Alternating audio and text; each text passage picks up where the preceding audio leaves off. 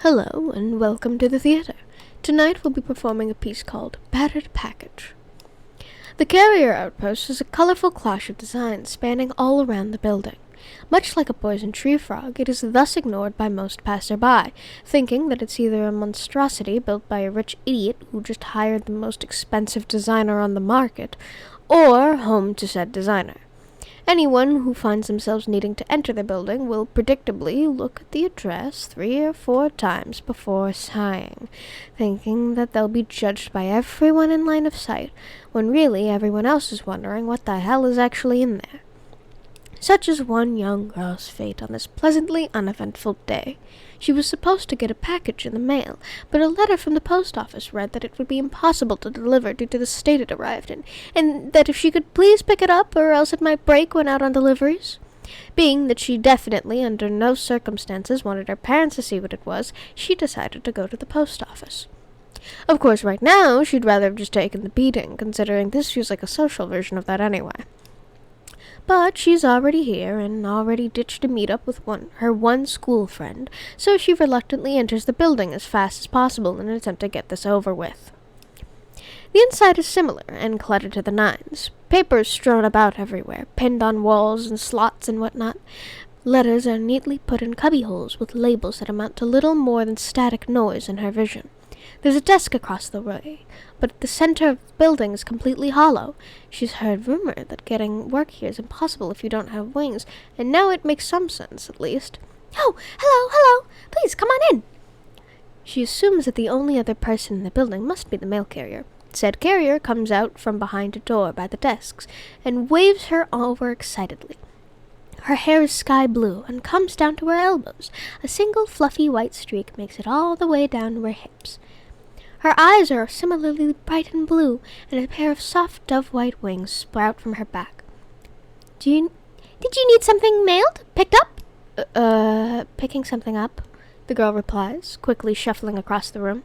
The empty space in the center would be a bit more inviting if it had anything in it. A small tree could probably fit, some chairs or benches, anything other than the glass above water that currently resides there, so she tries not to dwell on it. I got a letter saying my package couldn't be mailed. Oh! Yes, I know that one. The previous carrier that brought it here. Awful job to whoever that was. Boy, thing is all damaged. I tried to patch up the box, but here, see.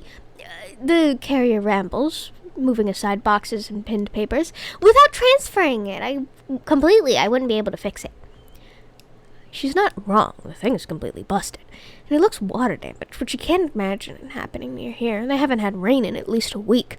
Edges of the box are open, easily displaying what's inside is clothing-centric, and now she knows for sure she was better picking it up. This way, she has a way of hiding her purchases in the old treehouse her father built for her. He thinks she doesn't use it anymore and doesn't come up there, but she can just barely get in through her window. If you'd like, I can get you a larger box to carry with, or something else, the carrier continues, wings moving animatedly with her words. Or is this fine? It's picking it a bit, yeah? Yeah, the girl responds. Do you have a box that could fit this? Yes, certainly. The carrier beams at her and then takes off. A small rush of wind, cold and refreshing, hits her face as the frenzied bird goes up to one of the slots and grabs a folded-up cardboard box. This should do when it's unfolded. Yes! Let me find you some tape. She's right, though it's a bit too big to log into the treehouse. She could get it up the stairs without anyone noticing, but past the dog is a definite no. Something that big and he'd start barking and someone would start asking questions. Not sure I can use this, actually. No, it should be big enough. Well, it is, but I need to get this somewhere without anyone noticing. I don't think I can get a box this big and in my room without anyone knowing. Oh, I see. There is a predicament. The mail carrier tilts her head, causing the whole white streak to bounce along with her. I certainly have boxes around that side, and it's not like I'm using the space in the back. If you'd like to come back here and repackage it, though it might be a vacuum seal sort of thing. Wouldn't I be disturbing the employees? No, certainly not, she giggles. I am the only employee, after all. Wait, really? I thought that was just a rumor. Sadly, no. Nobody here has a passion for mail like I do. And besides, everyone seems to think you need to be a bird to get anywhere here. Do you not? No, of course not. Here, I'll show you. The carrier ushers her into the back room, and then up a set of stairs. There's plenty of space, it turns out, behind the slots as well as in front. By contrast to the rest of the space, there's not much actually stored back here, presumably because it's a somewhat tight hallway and the carrier seems to do all her work from the outside. It's a little cramped, but it works perfectly fine. I'm surprised no one's applied, then. Seems like a nice job. Oh, certainly. I do all the deliveries and whatnot. I do have the wings, after all. So all I'd like is for someone to help me out, sort things and whatnot. Our town may be very small, but we're a rather convenient transition stop. And a lot of the nearby carriers trust me very much with their packages. So sorting is most of the work. I'd apply, honestly, the girl offhandedly remarks. But, I don't think I could handle working as a job as a guy. My parents don't want me being a girl, either. Oh! That wouldn't be a problem here. But the uniform, right?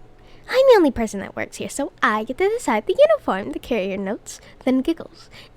And my personal policy is that uniform is person-based. I could just tell them everyone has to wear cute dresses. Really? Really? Oh, and you can of course pick up any packages for yourself here, repackage them and whatnot as you like. Well, that sounds really good, actually. Well, then, I should get to designing.